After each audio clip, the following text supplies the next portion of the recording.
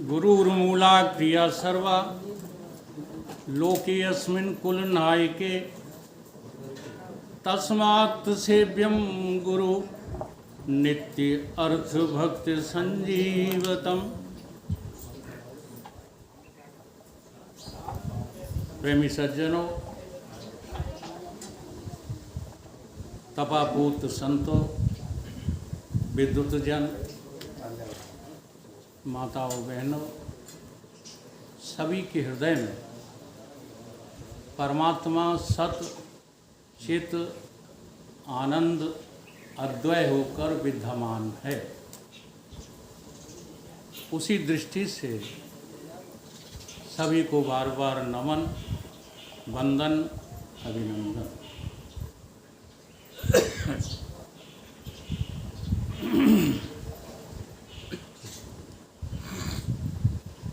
भगवान की साधना के लिए सर्वप्रथम मुझे जीवन का प्रयोजन, विषय, संबंध और अपना अधिकार समझ में आना चाहिए। चाहे वो किसी प्रकार की साधना हो, प्रवचन सुनाने की हो, शास्त्रों को सुनने की हो, या भजन के रूप में प्रस्तुति हो, किसी भी प्रकार की साधना हो, हमारा प्रयोजन क्या है? अगर हमारा प्रयोजन अपना वैभव बढ़ाना, अपना यश बढ़ाना, लोग मुझे विद्वान समझें, या हमसे ज़्यादा किसी को बोध नहीं है, ज्ञान नहीं है, ऐसी अभिव्यक्ति करना हमारा प्रयोजन नहीं होना चाहिए। हमारा प्रयोजन केवल भगवान की प्राप्ति, भगवत प्राप्ति, क्योंकि ये शास्त्रों का रहस्य है। ईश्वर नाम है उसका, भगवान नाम है उसका, और ब्रह्म नाम है उसी का, लेकिन अलग अलग स्थिति में ये नाम है। हम लोग जो है उसे स्पष्ट नहीं समझ पाते, चाहे जिसको भगवान कह देते हैं, चाहे जिसको ईश्वर कह देते हैं, चाहे जिसको ब्रह्म कह देते हैं। वो सब जो है जब हम शास्त्रों को सद्गुरुओं के द्वारा श्रवण करेंगे तब पता लगेगा।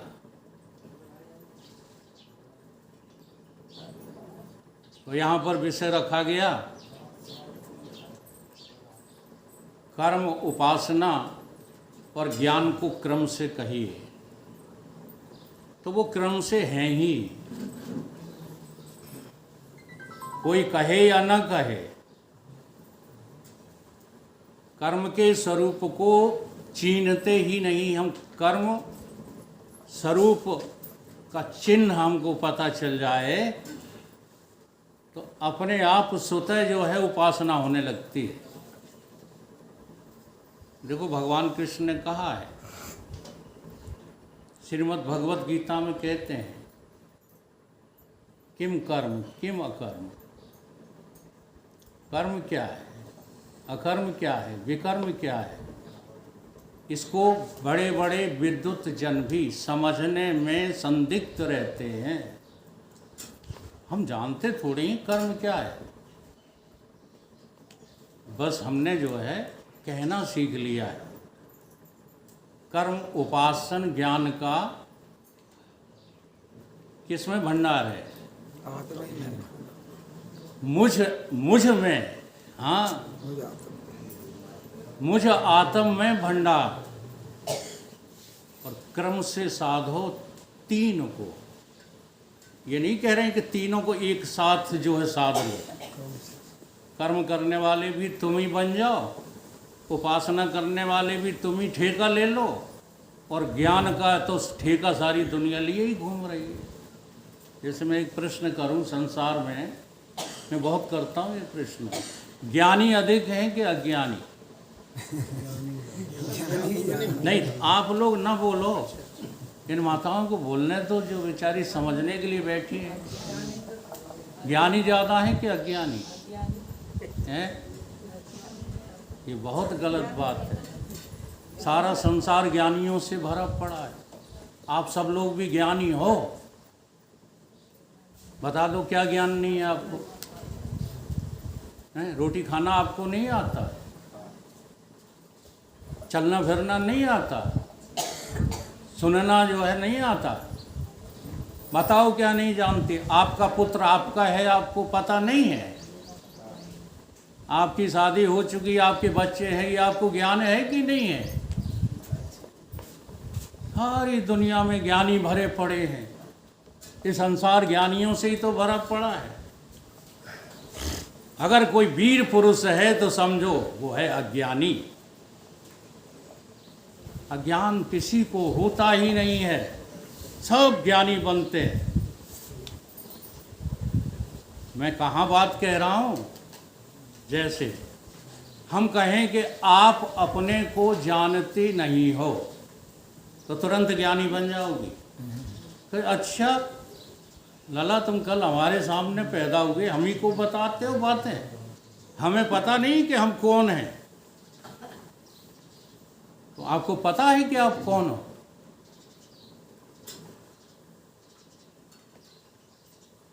ये सबसे कठिन काम है कि मैं जान जाऊं कि मैं कौन हूं। मैं कौन हूं, मैं कौन हूं? पूछो ही अपने आप से, उत्तर मिलेगा आपको अपने में, अपने आप से। पूछते ही नहीं हो, जानते हो, कह दो कि हम तो राम सिया हैं, धंधा हमारा दूध है, भटमात के रहने वाले हैं। ये एक भी बात सत्य नहीं है। तुम अपने को जानते ही नहीं हो, इसलिए बकवास करते रहते हो। कर्म, उपासन, ज्ञान का मुझ आत्म में भंडार, क्रम से साधो तीन को हो जा भव से पार। अब प्रयोजन तो हो भव से पार होने का। अगर प्रयोजन केवल भटमातपुरा में भोजन खा के और मस्त होने का है तो सत्संग सुनने थोड़ी आते हैं। बुरा नहीं मानना। प्रयोजन क्या है? सारी रुचि भोजन बनाने में, खाने में लगी पड़ी है, तो सत्य की चर्चा सुनोगे? जल्दी पड़ेगी कैसे भी भोजन बने। देखो भैया, हमने प्रस्ताव रखा था, हमारा प्रस्ताव कैंसिल कर दिया गया है। अब हमको दोष नहीं दिया जाएगा। आप सब लोगों ने सहमति दे दी है कि भोजन तो बनेगा ही।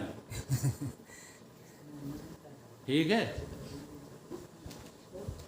तो समझो इस बात को। कर्म के लिए शास्त्रों को माध्यम बना करके समझाने में बहुत समय लगता है। इसलिए जो विद्युत जन बैठे हैं वो ये न सोचें कि ये शास्त्र का प्रमाण नहीं दे रहे हैं। प्रमाण तो मुझे सब मालूम है, लेकिन अब जो शास्त्रों को समझते नहीं, जिन्हें शास्त्र याद नहीं है, वहाँ क्या प्रमाण झाड़ते फिरें। बात केवल समझना है। कर्म करने में आपके पास 3 शरीर हैं, और कर्म करने में स्थूल शरीर, सूक्ष्म शरीर और कारण शरीर, तीनों का उपयोग होता है कर्म करने में। समझ रहे हो? तीनों शरीर हमको लगाना पड़ते हैं। अब बहुतों को पता ही नहीं होगा कि कारण शरीर क्या होता है। परमात्मा को आप मिल चुके हो क्या? जो परमात्मा को मिल चुका है वो हाथ उठाए। ये मिल चुकी माता जी, तो हमें भी मिलवा दो। वो तो झूठ बोल रही है। परमात्मा मिलेगा ही नहीं बिना ब्रह्मज्ञान के। जो तुम्हें मिला है वो तुम्हारा बिजू का होगा, कोई परमात्मा नहीं है। जैसे चलते फिरते हमको गाय के रूप में भूत दिख जाते हैं, अन्य किसी जो है पशु पक्षी के रूप में भूत नजर आ जाते हैं, ऐसे ही हम अपने भाव में किसी न किसी रूप को प्रकट कर लेते हैं थोड़े देर के लिए। वो परमात्मा नहीं होता, उसे परमात्मा थोड़ी कहते हैं। परमात्मा वो होता है जो मिलने के बाद फिर आपसे बिछुड़ता ही नहीं। तो मैं यहाँ कह रहा था, जब तक परमात्मा नहीं मिले हैं तब तक हम परमात्मा को नहीं जानते। इसी का नाम है कारण शरीर। कारण शरीर का मतलब परमात्मा का अज्ञान। जैसे टेढ़ी मेढ़ी रस्सी पड़ी हो और उसमें सर्प दिख रहा है, तो क्यों दिख रहा है? ये सर्प इसलिए दिख रहा है कि मुझे रस्सी का ज्ञान नहीं है। ऐसे ही तुम्हें ये संसार और अपने स्थूल और सूक्ष्म देह क्यों दिख रहे हैं? इसलिए दिख रहे हैं क्योंकि आपको अभी आत्मा का, परमात्मा का पता ही नहीं है। उसे कारण शरीर कहते हैं। और सूक्ष्म शरीर किसको कहते हैं? जहाँ पर कोई स्थूल शरीर सृष्टि दिखाई ही नहीं देती, परंतु होता वहाँ सब कुछ है। उस स्थान का नाम है सूक्ष्म शरीर। जैसे सपना आप लोग देखते हो, तो सपने में सब कुछ देखते हो कि नहीं? सपने में रोना देखो, सपने में हंसना देखो, सपने में चलना देखो, सपने में आकाश, धरती, पाताल सब दिखाई देते हैं। तो वहाँ पर कौन है? स्थूल तो तुम्हारा चारपाई पे पड़ा हुआ है। वहाँ कौन है? वहाँ जो रचना हुई है वो तुम्हारी सूक्ष्म शरीर की है। यानी बुद्धि ने सब कुछ रच लिया है, वो है सूक्ष्म शरीर। तो उपासना जो होती है वो स्थूल शरीर से नहीं होती। जो स्थूल शरीर से जो है नाटक करते रहते हैं, मूर्तियों के पास बैठ के रोएंगे, हंसेंगे और नचेंगे, ये उपासना नहीं है। उपासना हमेशा सूक्ष्म भाव से होती है। सूक्ष्म रूप से आप कहाँ रहते हो? Where do you live? कहाँ है आपका स्थान जब आपके पास कोई ना हो? एकांत में बैठ करके अपने मन के भीतर झांको, ये कहाँ घूमता है? क्या ये भगवान के पास रहता है? अगर रहता है तो तुम्हारे मनोभावी, तुम्हारे मनोमुखी भगवान के पास रहता है। असली भगवान के पास क्यों नहीं रहता? क्योंकि इसे पता ही नहीं कि असली भगवान है कौन। तो उपासना किससे होती है? सूक्ष्म शरीर, मन से। कभी भूल मत करो कि हम भगवान के भक्त इसलिए हैं। उसी के विषय में बाबा को सुनाना चाहते थे, अब नहीं सुनाएंगे। पाखंडों का खंडन। जी हाँ, कब से हो गए हो बाबा रखाए के जटा? से हो गए हो बाबा रखाए के जटा। अब नहीं मानते तो सुन लो। एक दिन तो बाबा हमने खेतवन पे देखे, एक दिन बाबा हमने खेतन पे देखे, एक दिन तो बाबा हमने खेतवन पे देखे, एक दिन तो बाबा हमने खेतवन पे देखे। लाए खुरपिया गोड़त भटा, लाए खुरपिया गोड़त भटा। कब से हुए गए हो बाबा, कब से हुए गए हो बाबा रखाए के जटा। कब से हुए गए हो बाबा रखाए के जटा। कब से हो गए हो बाबा रखाए के जटा।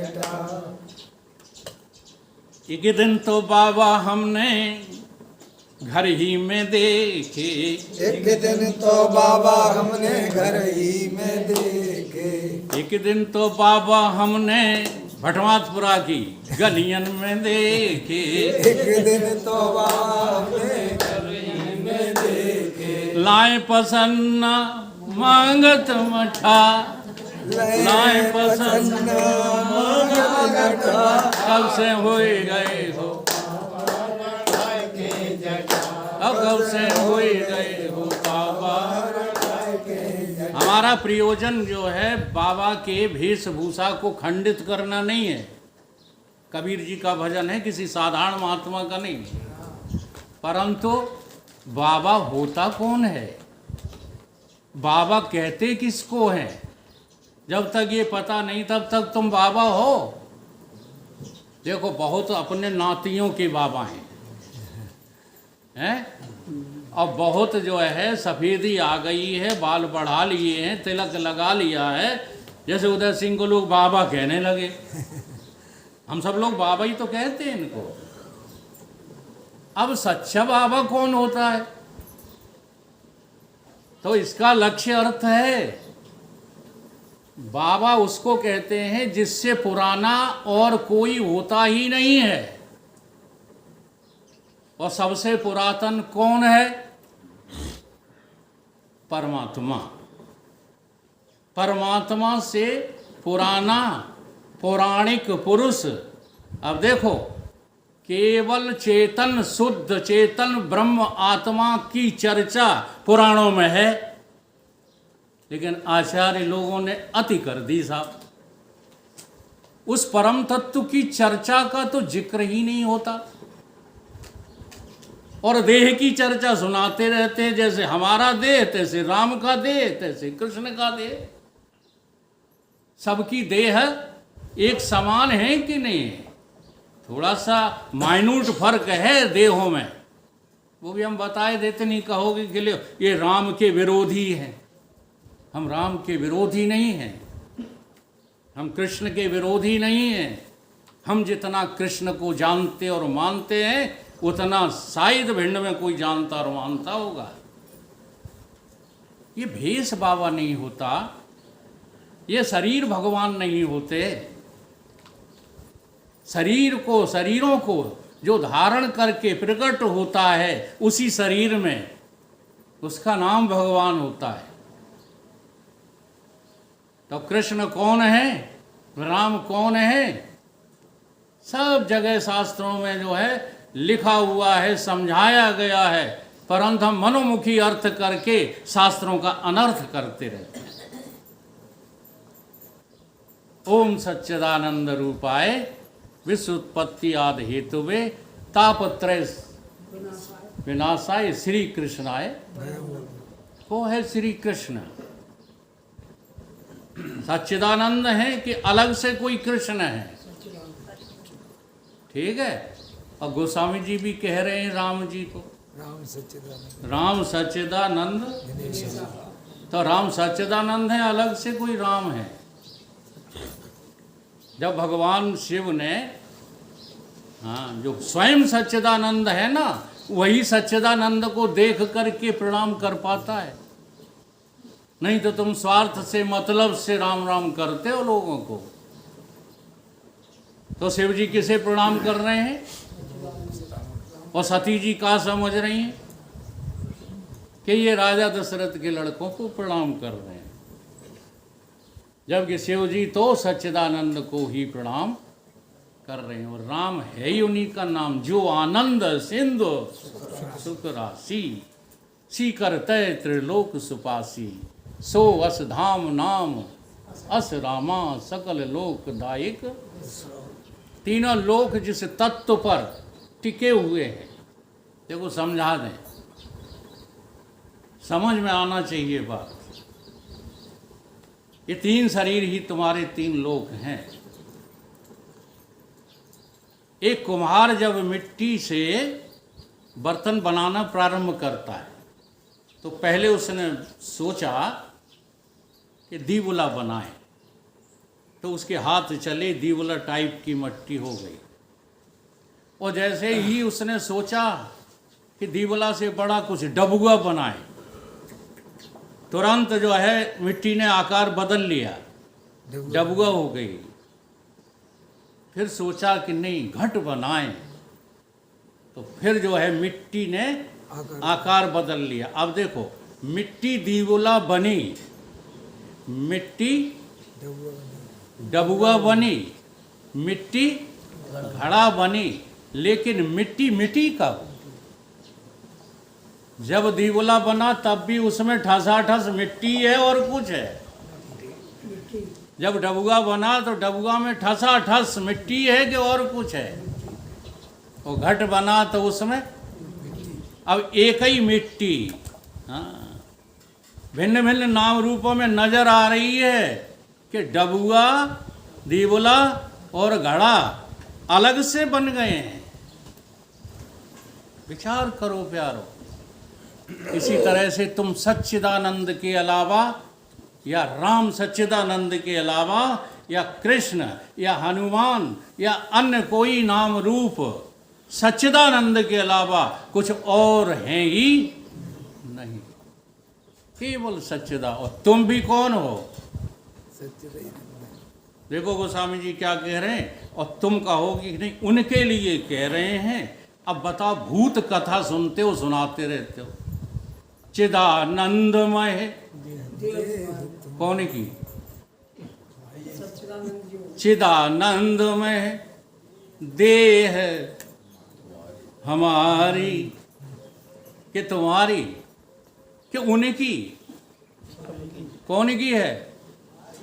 अब इस सच्चाई को छिपाया जाता है कि नहीं? इस सच्चाई को छिपा के कह दिया उनकी, राजा दशरथ के लड़कन की, हमारी नहीं है। अरे अनुभव करो तो देह तुमको ढूंढे नहीं मिलेगी। मन बुद्धि चित्त अहंकार सूक्ष्म शरीर ढूंढे मिलेगा नहीं। और जिसको अविद्या कहते हो, हाँ, जब चेतन सदा रहा भरपूर तो अविद्या कहाँ से आ गई? तो मिट्टी में न दीवला मिलेगा, न डबुआ मिलेगा, न घड़ा मिलेगा। तो मिलेगा तब क्या मिलेगा? मिट्टी ही मिट्टी मिलेगी। यही रहस्य है कर्म, उपासना और ज्ञान का। अभी हम स्थूल से दृष्टि नहीं हटा पाते। आदमी का जिस्म क्या, जिस पे सैदा है जहां, एक मिट्टी की इमारत, एक मिट्टी का मकान, खून का गारा बनाया, ईंट इसमें हड्डियां, और चंद सांसों पर खड़ा है ये ख्याली आसमां और काल की, हाँ, समय की। Death is nothing. इतना डरते हम लोग, इतना डरते हैं कि लाए बंदूक एक दूसरे के दुश्मन बन गए। ये बंदूकें तुम्हें बचाएंगी और बंदूक तुम्हें मार सकती है। ये मरने का डर किसको लगा है? ये मरने का डर उन्हीं को लगा है जो भगवान से कोसों दूर रहते हैं। वरना मौत नाम की कोई चीज आप ढूंढो तो, अच्छा मौत होगी किसकी? कौन मर जाता है? तो ये तो साधारण सी बातें सभी को पता है कि जीवात्मा मरती नहीं है, स्थूल शरीर मर जाता है या मर जाएगा। अब ये बात कि स्थूल शरीर मर जाएगा, बताओ किसे पता नहीं है? सभी को पता है। क्या बच्चा, क्या युवा, क्या वृद्ध। अब यही बताने के लिए शास्त्र जो है इतना मेहनत कर रहे हैं, गुरुजी संत, यही बताने के लिए तुम मर जाओगे, ये तो तुम्हें पता ही है। मृत्यु नाम की कोई चीज होती नहीं है, ये बताने के लिए शास्त्र बनाए गए हैं। न जाइते, न कोई मरता है, न कोई जन्मता है। भ्रम से ही सब मर रहे हैं, भ्रम से ही जन्मे हैं, भ्रम से ही युवा, बालक और वृद्ध हो रहे। एक बार भ्रम हटा करके, पर्दा है पर्दा, पर्दे के पीछे पर्दा नसी बैठा है, पर्दा नसी को बेपर्दा। हाँ, सड़कों पे नचोगे और गाओगे बैंड वालों के साथ, लेकिन उस गीत का रहस्य नहीं जानते। तुमने अपनी अक्ल पर पर्दा डाल रखा है, और उस पर्दे की वजह से तुम कौन बने हो? स्थूल, ठाकुर, ब्राह्मण, वैश्य और शूद्र बन गए। वर्ण, ये वर्ण व्यवस्था थी, ये जाति व्यवस्था नहीं थी। लेकिन अब जाति के अभिमान ने तुम्हारे वर्ण के चिंतन को खो दिया। किसी के पास चिंतन नहीं है। तुम्हारे भीतर रोज ब्राह्मण जन्म लेता है, तुम्हारे भीतर रोज क्षत्रिय जन्म लेता है, तुम्हारे भीतर रोज वैश्य जन्म लेता है और शूद्रता जन्म लेती है। पर होश न होने की वजह से तुम देह को ब्राह्मण, क्षत्रिय, वैश्य, शूद्र कहने लगे। तो ये देह तो काय से ध्वस्त हो जाएगी। मौत की पुरजोर, काल की पुरजोर आंधी जब इससे टकराएगी, और देख लेना ये इमारत खाक में मिल जाएगी कि मिली मिलाई। ये चिंतन करना है। जो व्यक्ति, जो साधक इसको खाक देख लेते हैं, दे अभिमाने गलते विज्ञाते परमात्मा, उनको तुरंत आत्मबोध होता है। लेकिन जो इसको खाक नहीं देख पा रहे, इसी को सब कुछ समझे बैठे हैं, बुरा नहीं मानना। बड़ी बड़ी साधना करते हैं आप, देह होकर करते हैं। बड़ी बड़ी बातें करते हैं आप लोग, देह होकर। विवेक, विवेक यहाँ सब लोग लगाए थे, हैं? विवेक कहीं से पैदा करना है यार, मूर्ख हो गया। भगवान ने तुमको विवेक देकर भेजा है, तुम कहते हो विवेक पैदा करो। कहाँ से पैदा करोगे? कौन सी फैक्ट्री लगाए हो? देखो विवेक है कि नहीं है। जानवर के भैया बहन होते हैं, जानवरों के माता पिता होते हैं, उनकी दृष्टि में। तुम्हारी दृष्टि में तो होते हैं, क्योंकि तुम्हारे यहाँ बच्चा ने जन्म लिया तो कहोगे ये उसकी अम्मा बंधी है। लेकिन जरा 2-3 साल अलग रहने दो, अम्मा बेटा हैं। लेकिन मनुष्य में एक बार की जो है घटना है,